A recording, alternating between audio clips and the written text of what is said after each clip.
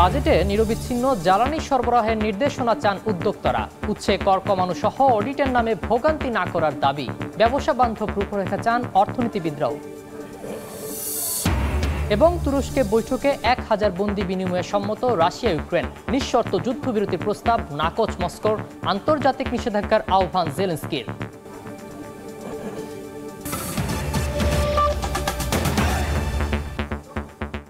সময় সংবাদের সঙ্গে আছি আমি সাখাওয়াত হোসেন শাহ।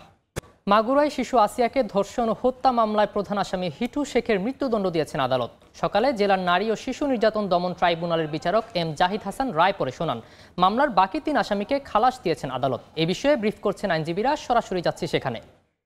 শেখকে তিনি সর্বোচ্চ শাস্তি দিয়েছেন এবং অপরাপর আসামিদের বিরুদ্ধে আনিত অভিযোগ প্রমাণিত না হওয়ায় তাদেরকে খালাস দিয়েছেন। সুতরাং এই রায়ের মাধ্যমে আরেকটি জিনিস প্রমাণিত হলো যে বিজ্ঞ বিচারিক আদালত স্বাধীনভাবে তার জুডিশিয়াল মাইন্ড অ্যাপ্লাই করে তিনি জাজমেন্ট প্রদান করেছেন। এই মামলায় ফৌজদারি কার্যবিধি 342 ধারায় আসামিদেরকে যখন পরীক্ষা করা হয়, বিজ্ঞ বিচারিক আদালত পরিষ্কারভাবে বলেছেন তাদেরকে পরীক্ষাকালে যে আপনাদের জবানবন্দি এবং যে সাক্ষ্য আপনারা শুনেছেন আপনাদের কোনো বক্তব্য আছে কি না। আসামিরা বলেছে আমাদের কোনো বক্তব্য নাই। কোনো লিখিত বক্তব্য দেবেন, ওনারা বলেছেন না। কোনো সাফাই সাক্ষী দেবেন, ওনারা বলেছেন না। সুতরাং প্রসিকিউশন এভিডেন্স ক্লোজ হওয়ার পরে আইনের বিধান অনুযায়ী section 342 of the code of criminal প্রসিডিউরের যে ম্যান্ডেটরি প্রভিশনস সেটাকে যথাযথভাবে বিজ্ঞ বিচারিক আদালত কমপ্লাই করেছেন। আসামি সেটাকে সুযোগ না নেয় পরবর্তীতে বিজ্ঞ বিচারিক আদালত আর্গুমেন্ট এবং আর্গুমেন্টের পরবর্তীতে আজকে রায় প্রদান করেছেন। আমরা একটু সরাসরি সম্প্রচারে আছি, যদি রায়টা আবার একটু বলে দিতেন সংক্ষেপে। ধন্যবাদ। চাঞ্চল্যকর, জনগুরুত্বপূর্ণ, দেশব্যাপী আলোড়ন সৃষ্টিকারী শিশু আসিয়া ধর্ষণ এবং হত্যা মামলায় আজকে এই মাগুরায় বিজ্ঞ বিচারিক আদালত অর্থাৎ নারী ও শিশু ট্রাইব্যুনাল কিছুক্ষণ পূর্বে এই মামলার প্রধান আসামি হিটু শেখকে তার বিরুদ্ধে আনিত অভিযোগ সেকশন 92 নারী ও শিশু নির্যাতন দমন আইন 2000 এর অধীনে গৃহীত সাক্ষ্য প্রমাণের ভিত্তিতে এবং আনিত অভিযোগ প্রমাণিত হওয়ায় তাকে দোষী সাব্যস্তক্রমে এই আইনে সর্বোচ্চ শাস্তি মৃত্যুদণ্ড প্রদান করেছেন।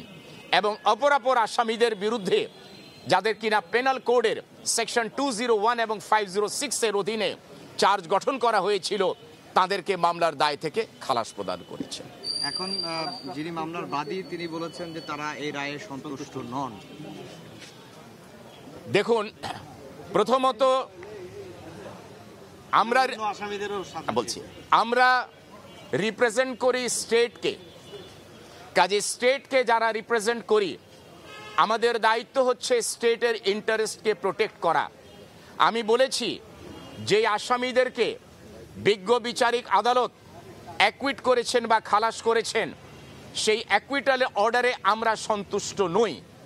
আমরা সেই রায়ের কপি সংগ্রহ করে সেটাকে পর্যালোচনা করে সংশ্লিষ্ট কর্তৃপক্ষের মাধ্যমে যথা নিয়মে এবং সংশ্লিষ্ট কর্তৃপক্ষ কর্তৃক উপদিষ্ট হলে বা ইনস্ট্রাক্টেড হলে উচ্চ আদালতে আপিল দায়ের করার সুযোগ রয়েছে। ধন্যবাদ। কথা বলছিলেন স্বরাষ্ট্র মন্ত্রণালয়ের নিযুক্ত বিশেষ প্রসিকিউটর এহসানুল হক সমাজি। তিনি বলছেন যে একজন আসামির মৃত্যুদণ্ড হয়েছে সেটিতে তারা সন্তুষ্ট, বাকি 3 জন আসামিকে খালাস দিয়েছেন আদালত। তারা এই রায়ের পর্যায়টি বা তারা এই রায়টি পর্যালোচনা করবেন। পর্যালোচনা করে যদি রাষ্ট্রপক্ষ থেকে বা সরকারের তরফ থেকে আপিল করার কোনো সিদ্ধান্ত জানান তাহলে তারা যে 3 জন খালাস পেয়েছিলেন তাদের রায়ের বিরুদ্ধে আপিল করবেন। এই রায়টি অত্যন্ত গুরুত্বপূর্ণ হিসেবেই প্রসিকিউশনের তরফ থেকে বলা হচ্ছে, কারণ এত অল্প সময়ে মামলা নিষ্পত্তির ঘটনা, যদিও এর আগে একটি নজির রয়েছে। আমরা দেখেছি যে খুলনার বাগেরহাটে একটি ধর্ষণ মামলায় অভিযোগ গঠনের 7 দিনের মধ্যে বিচার হয়েছে বা রায় ঘোষণা হয়েছে। এরপরে আসিয়ার যে রায়টি হলো, আসিয়া ধর্ষণ এবং হত্যা মামলায় 12 কার্যদিবস অভিযোগ গঠনের পরে শুনানি হয়েছে। এরপরে আমরা দেখেছি যে এর 4 দিনের মাথায়, অর্থাৎ যদি আমরা 74 দিনের মধ্যে, অর্থাৎ ঘটনার থেকে 74 দিনের মধ্যে এই মামলার রায় হলো এবং মামলাটি সরকারের তরফ থেকে অত্যন্ত গুরুত্বের সঙ্গে বিবেচনা করা হয়েছে বলেই স্বরাষ্ট্র মন্ত্রণালয়ের একজন প্রসিকিউটর, বিশেষ প্রসিকিউটর অ্যাটর্নি জেনারেল পদমর্যাদা দিয়ে তিনি এই মামলায় এসে শুনানি করেছেন। আর এই রায়ে আমরা দেখেছি যে আসিয়ার মা সঙ্গে কথা হয়েছে আমাদের, তিনি বলছেন যে তিনি এই রায়ে সন্তুষ্ট হতে পারেননি। বাকি 3 জন আসামি যাদেরকে খালাস দেওয়া হয়েছে তাদেরকেও তিনি সাজা চেয়েছিলেন এবং আদালত সেটি দিবেন, এমনটাই তিনি বলছেন। আর যদি বলে রাখি যে 6 মার্চের ঘটনা, 6 মার্চ আসিয়া ধর্ষণের ঘটনা ঘটে এবং তাকে হত্যা চেষ্টা করা হয়। আমরা দেখেছি এরপরে মাগুরার 250 সদস্য শয্যা বিশিষ্ট হাসপাতালে নেওয়া হয়। এরপরে ফরিদপুরের মেডিকেল থেকে তাকে সম্মিলিত সামরিক হাসপাতালে নেওয়া হয় এবং সর্বশেষ 13 মার্চ তিনি না ফেরার দেশে চলে যান। আর যেটি বলে রাখি যে এই মামলাটি অত্যন্ত গুরুত্বের সঙ্গেই রাষ্ট্র দেখেছে এবং তারা বলেছিল যে সরকারের তরফ থেকে বলা হয়েছিল যে 1 মাসের মধ্যে তারা মামলাটি নিষ্পত্তি হবে এবং 1 মাসের আগেই মামলাটি নিষ্পত্তি হয়ে গেছে। আমার সহকর্মী লোটাস রহমান সোহাগ রয়েছেন, তিনি শুরু থেকেই এই মামলাটি ফলো করছিলেন, আসামিদের সাক্ষ্য গ্রহণ থেকে শুরু করে রায়ের বা একজন আসামির স্বীকারোক্তিমূলক জবানবন্দি থেকে শুরু করে সবকিছু তিনি ফলো করেছিলেন। আপনি আসিয়ার মায়ের সঙ্গে কথা বলেছিলেন, তাদের বক্তব্যটা এখন কি? আমি রায়ের পরে আসিয়ার মায়ের সাথে কথা বলেছি। তিনি আসলে অনেকটা ক্ষোভই প্রকাশ করেছে যে এই যে ঘটনায় হিটু শেখকে ফাঁসি দেওয়া হলো, আর বাকি 3 আসামি যে খালাস দেওয়া হলো, তিনি কিন্তু এই সজীব শেখ, রাতুল শেখ এবং হিটুর স্ত্রী তারও কিন্তু সর্বোচ্চ শাস্তি তারা চেয়েছিল। এবং কিছুক্ষণ আগে আমি এলাকাবাসীর সাথেও কথা বলেছি, যারা আদালতে এসেছিল, তারাও কিন্তু একই কথা বলেছে যে এই ঘটনার সাথে জড়িত সজীব ছিল এবং তারা সবাই আসিয়াকে হুমকি দিয়েছে, হত্যার হুমকি এবং আলামত নষ্টে তারা চেষ্টা করেছে। কারণ তারা বলছে যে শিশু আসিয়াকে প্রথমে ধর্ষণ করার পরে যখন সে অজ্ঞান হয়ে যায়, তখন কিন্তু তারা পার্শ্ববর্তী একটা মাদ্রাসায় নিয়ে যায়, যেখানে তারা বলেছিল যে শিশুটাকে জিনে আসর করেছে। এটা কিন্তু তারা বলেছে এবং ধর্ষণের বিষয়টা তারা কিন্তু গোপন করেছে।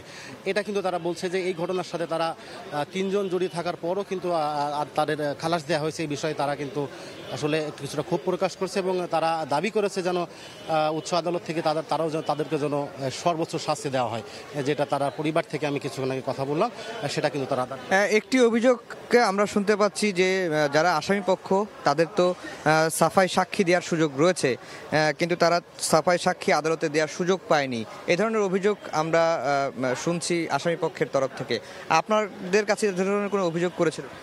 আমরা যেদিনে আসামির সাফাই সাক্ষী আসামি পরীক্ষা যেটা হয় সেই দিনে আমরা উপস্থিত ছিলাম। সেই দিনে হিটু শেখের মেয়ে ছিল আদালতে উপস্থিত ছিল। তিনি কিন্তু আসলে এরপর থেকেই কিন্তু তারা অভিযোগ করেছিল যে সাফাই সাক্ষী দেওয়ার বিষয়ে তারা 5 জনকে সাফাই সাক্ষী দিবে, সেটা কিন্তু তাদেরকে দেওয়া হয়নি বলে কিন্তু আসিয়া হিটুর মেয়ে কিন্তু আমাদের কাছে অভিযোগ করেছিল। এবং আজকেও আদালতে যখন রায় হয়, হিটু শেখকে যখন আদালতে আনা হয় ঝিনাইদহ থেকে মাগুরাতে, তখন আমরা আদালতে কথা বলেছি তার মেয়ের সাথে। তিনি কিন্তু আজকেও একই অভিযোগ করেছে, তাদের যে সাক্ষী দেওয়ার কথা তারা চেয়েছিল, তাদের সাক্ষীটা নেওয়া হয়নি, কিন্তু তারা অভিযোগ করেছে।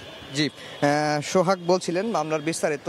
আর যেটা সাফাই সাক্ষী দেওয়ার সুযোগ দেওয়া হয়নি, এই প্রশ্নটি আমরা করেছিলাম বিশেষ প্রসিকিউটরের কাছে। তারা যেটি বলছেন যে আসামি পক্ষকে জিজ্ঞাসা করা হয়েছিল তারা সাফাই সাক্ষী দিবেন কিনা, কিন্তু আসামির পক্ষের থেকেই শুরুতে বলা হয়েছিল যে তারা সাফাই সাক্ষী দেবেন না।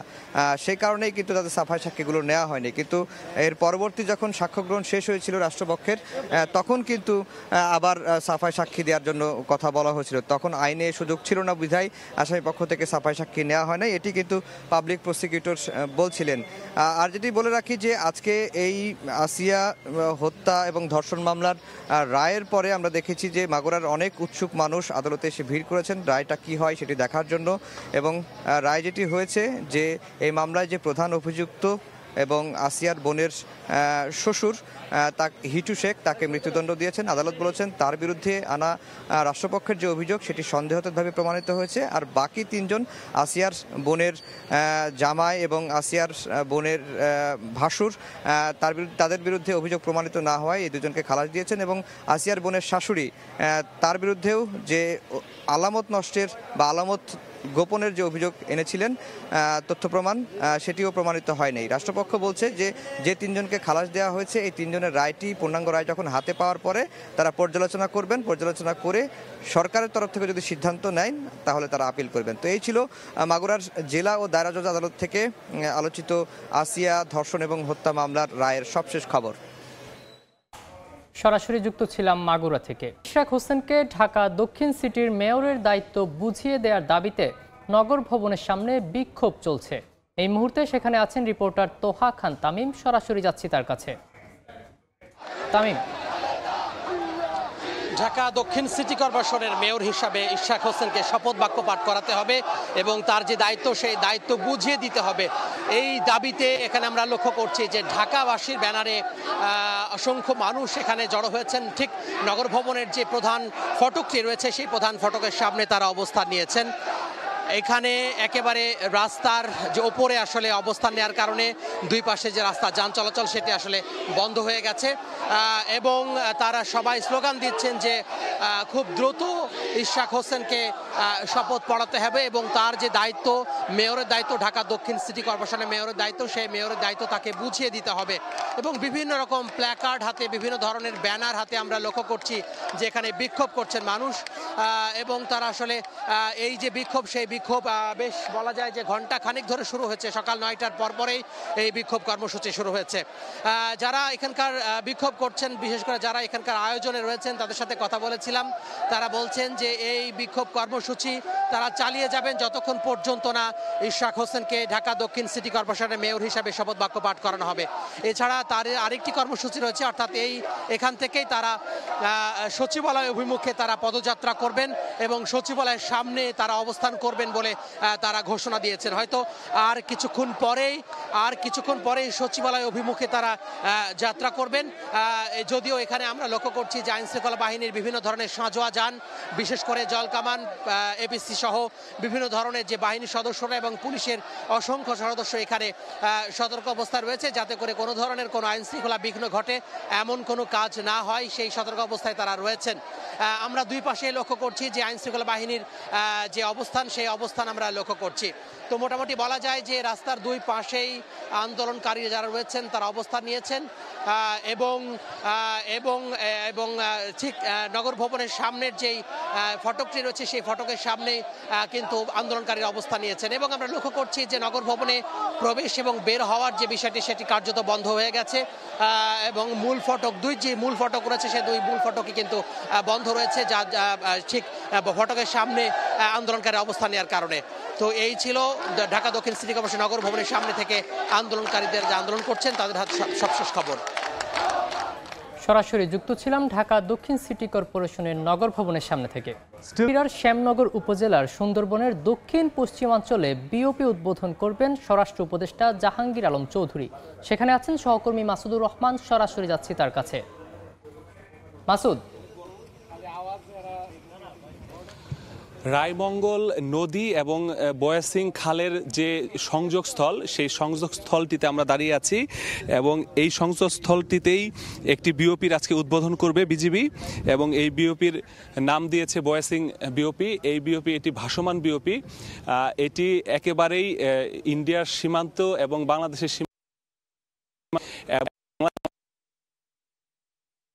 সীমান্ত সকাল 11টার দিকে স্বরাষ্ট্র উপদেষ্টা এখানে আসবেন এবং এসে এই যে বিওপি এটি উদ্বোধন করার মাধ্যমে এটির কার্যক্রম শুরু হবে। বিজিবির পক্ষ থেকে জানানো হয়েছে যে এটি তাদের তৃতীয় বিওপি, ভাসমান বিওপি। উপদেষ্টা এখানে আসবেন এবং এসে 80 কিলোমিটার সমুদ্র জলসীমা রয়েছে, সেই জলসীমা যে অপরাধ প্রবণতা সেটি আরো অনেক অংশে কমানো যে সম্ভব হবে এই বিওপির মাধ্যমে এবং এটির ফলে যেই বিষয়গুলো সামনে এসেছে যে অবৈধভাবে মানব পাচার, শিশু পাচার, মাদক চোরা কারবার এছাড়াও সম্প্রতি সময়ে যেটি সবচেয়ে বেশি আলোচনায় এসেছে, ভারত পাকিস্তান যুদ্ধের ফলে ভারতের বিএসএফ এর পক্ষ থেকে জোরপূর্বক যে বাংলাদেশিদের বিভিন্ন সীমান্ত দিয়ে বাংলাদেশের বিভিন্ন বনে জঙ্গলে রেখে যাওয়া হচ্ছে, সীমান্তে ফেলে যাওয়া হচ্ছে, সেই বিষয়টিও এখানে গুরুত্বের সাথে যাতে বিবেচনা করা হয়, যাতে এই সীমান্ত দিয়ে ভারতের বিএসএফ কোনোভাবেই কোনো বাংলাদেশিকে এখানে পুশিং করতে না পারে এবং কোথাও ফেলে যেতে না পারে। সেই কারণে তারা তাদের যে টহল কার্যক্রম সেটি তারা জোরদার করবে। এটিতে দুটি হাই স্পিড বোর্ড এটিতে সংযুক্ত থাকবে এবং পুরোপুরি যে এই সীমান্ত এলাকার সেটি তারা টহলের মাধ্যমে সার্বজনীন পর্যবেক্ষণ রেখে অবস্থান চলাচল তারা বন্ধের জন্য সার্বিকভাবে তারা কাজ করবে। তো স্বরাষ্ট্র উপদেষ্টা উদ্বোধন করলে আজকে পুশিং নিয়ে আরো বেশি গুরুত্বপূর্ণ তথ্য হয়তো। সংবাদ। রাজধানীর বাড্ডায় গ্যাস লিকেজ থেকে বিস্ফোরণে 3 শিশু সহ একই পরিবারের 5 জন দগ্ধ হয়েছেন। দক্ষিণ আনন্দনগরে আনসার ক্যাম্পের পাশে নির্মাণাধীন একটি ভবনের লাইনের লিকেজ থেকে গ্যাস ছড়িয়ে পড়ে। শুক্রবার মধ্যরাতে পাশের বাসার রান্নাঘরে লাইটার জ্বালালে বিকট শব্দে বিস্ফোরণ ঘটে। এতে নির্মাণ শ্রমিক তোফাজ্জল, তার স্ত্রী এবং তাদের 3 মেয়ে দগ্ধ হয়। তাদের উদ্ধার করে জাতীয় বার্ন ও প্লাস্টিক সার্জারি ইনস্টিটিউটে ভর্তি করা হয়।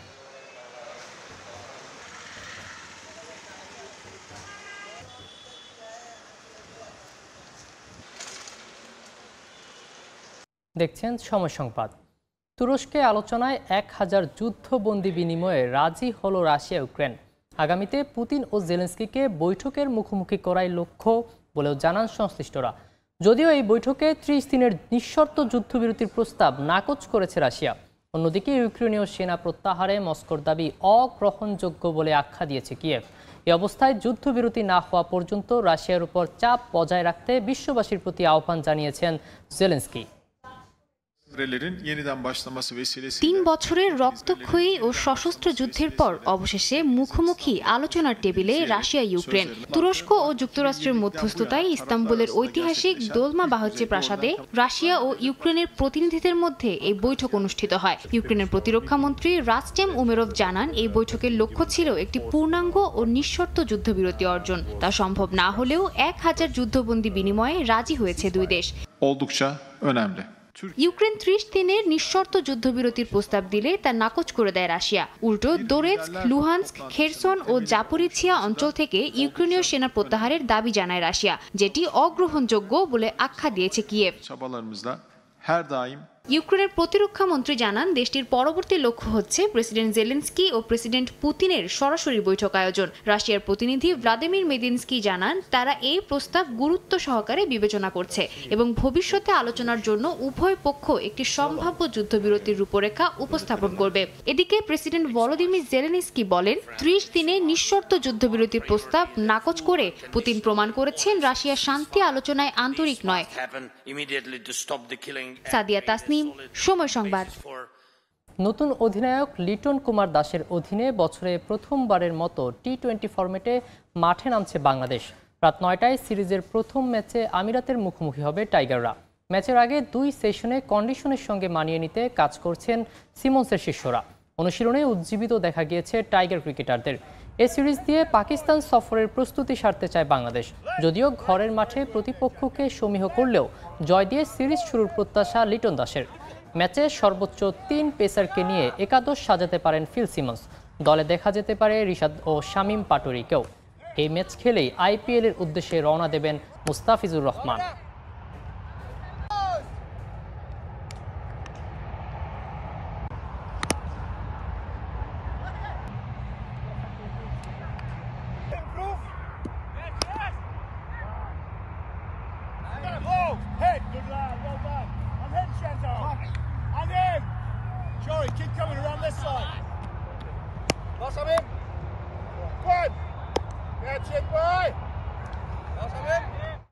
এ পর্যায়ে শীর্ষ সংবাদগুলো জানিয়ে দিচ্ছি আরেকবার। মাগুরায় শিশু আসিয়া ধর্ষণ ও হত্যা মামলার রায় দিলেন আদালত। প্রধান আসামি হিটু শেখের মৃত্যুদণ্ড, বাকি 3 আসামি খালাস। ভুক্তভোগীর মায়ের ক্ষোভ প্রকাশ। রাজধানীর বাড্ডায় গ্যাস লিকেজ থেকে বিস্ফোরণ, নারী শিশু সহ একই পরিবারের 5 জন দগ্ধ, জাতীয় বার্ন ইনস্টিটিউটে ভর্তি।